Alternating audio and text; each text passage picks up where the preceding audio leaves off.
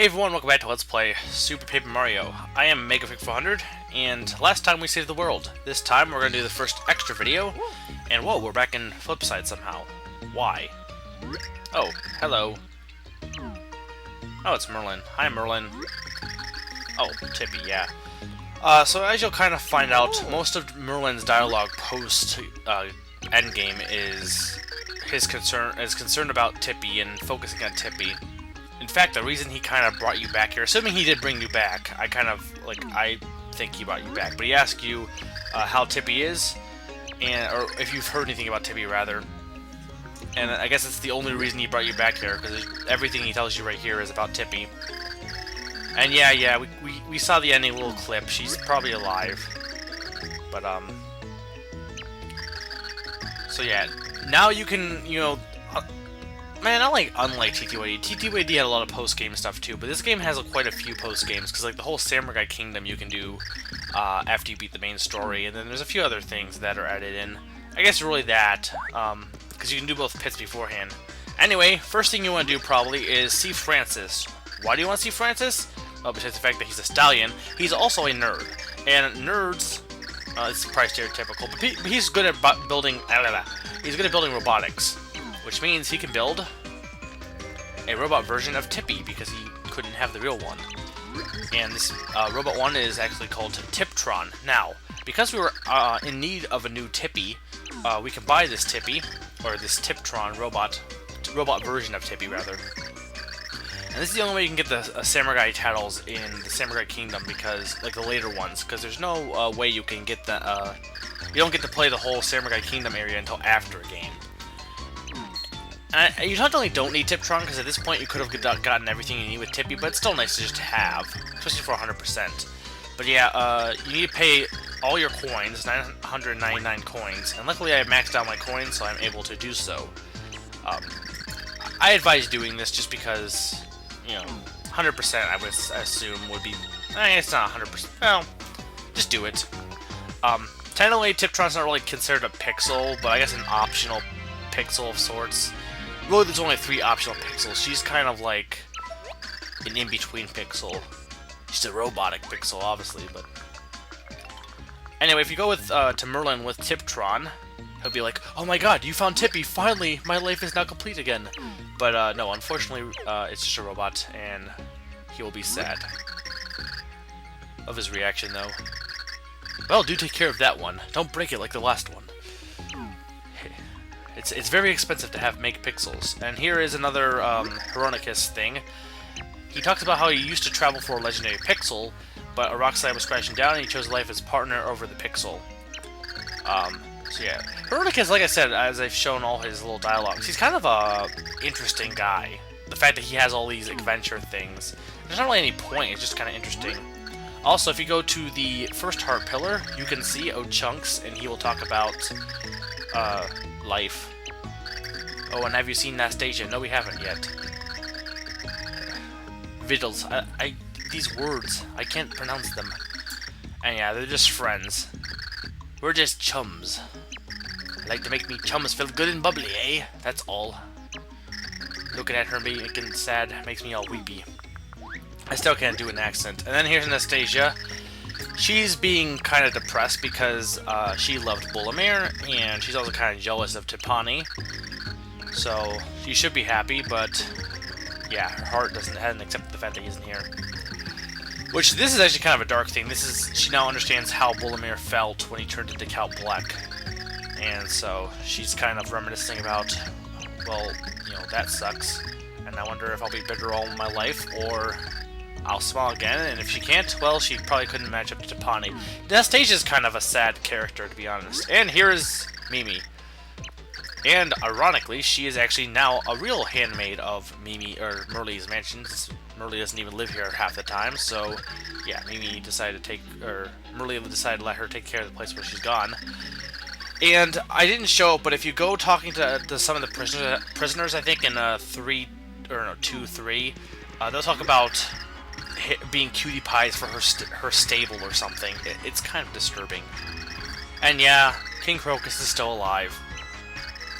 And he's joking. He's not actually upset. He's glad the water's tainted, so he won't be doing anything, and that's about it. He also doesn't have a body, but that's his point. Then again, he didn't have a body when he first met us.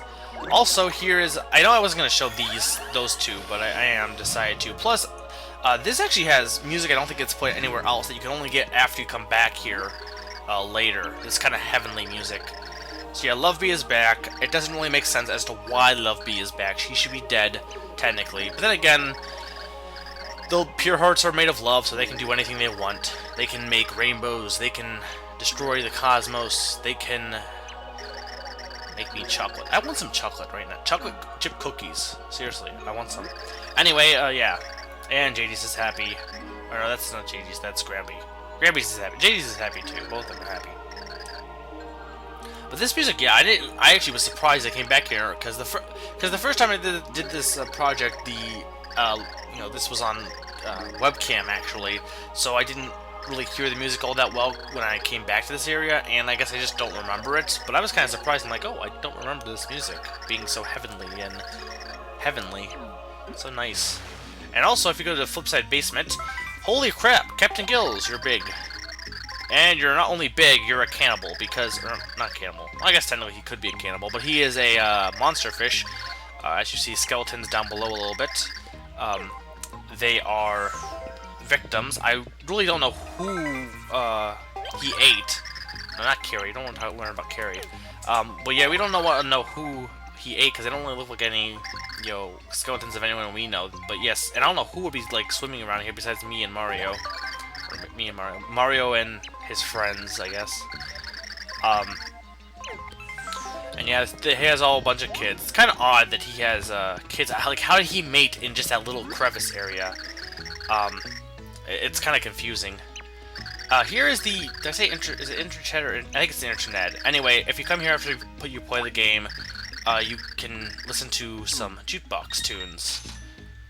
And ironically, he plays the Dementios theme, the Ultimate Show, or Super Dementios theme, rather. So yeah, it's kind of a cool thing having a jukebox. Really, unfortunately, jukeboxes nowadays are kind of outdated. And yeah, here's Garson or Carson, whatever his name is. He tells some interesting stories, but obviously the guy from Flipside tells more interesting stories than that guy, because his stories are mostly just very basic. And then in Flipside, one of the houses, I think near Saffron, you'll see this guy, this artist dude. And if you go there with Peach, I think it has to be after you beat the game, he'll be like, whoa, I can make your hair look like this.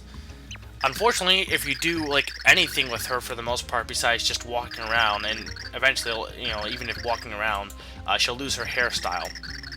Which kind of sucks. It'd be nice if you could keep it for a while, but it is just kind of an Easter egg. Kind of an Easter egg reference to the shower scene from T2ID, how she got her hair up like that.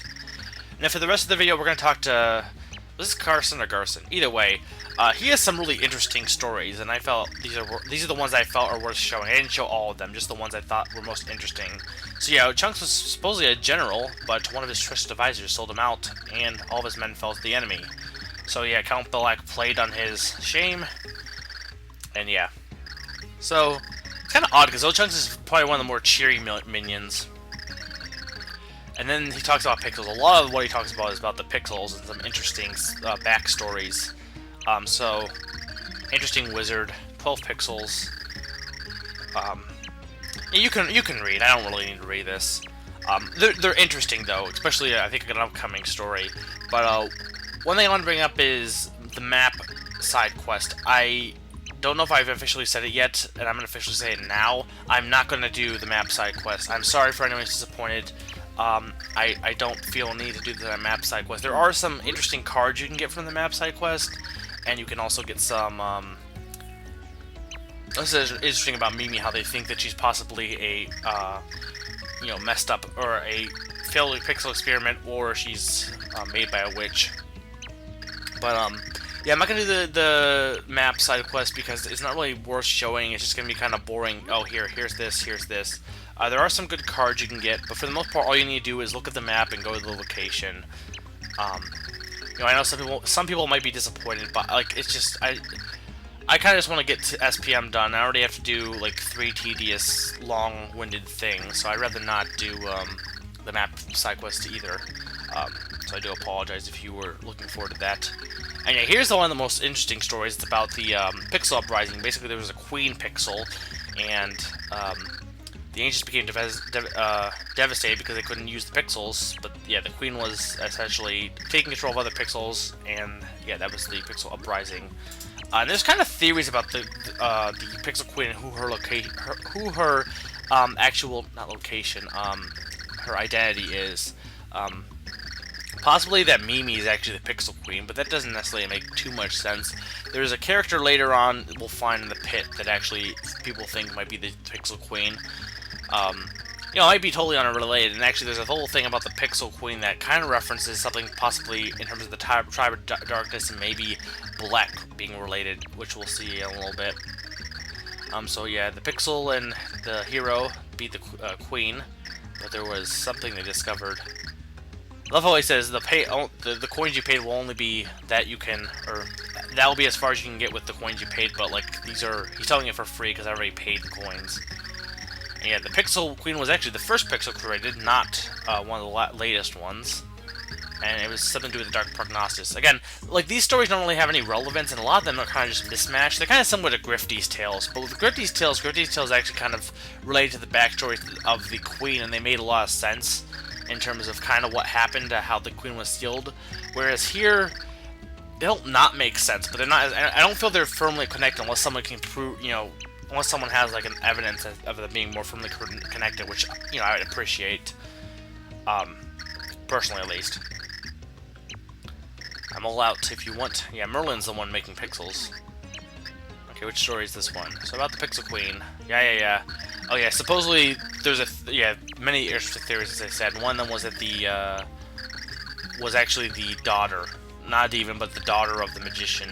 Or no, he had beautiful wife, son, and daughter, but he lost his wife and son in an accident. Soon after his daughter caught a terrible illness and her short game ended, so he transferred the pixel, or the spirit, to her pixel vessel.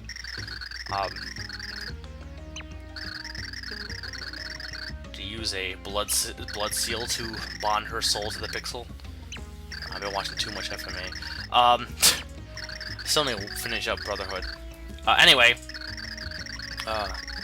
so yeah, that's the thought that the daughter, and then supposedly, yeah, this is the thing that's interesting, that the son supposedly survived, or otherwise. So yeah, the whole happiness line wonders if the son is actually Count Black or what.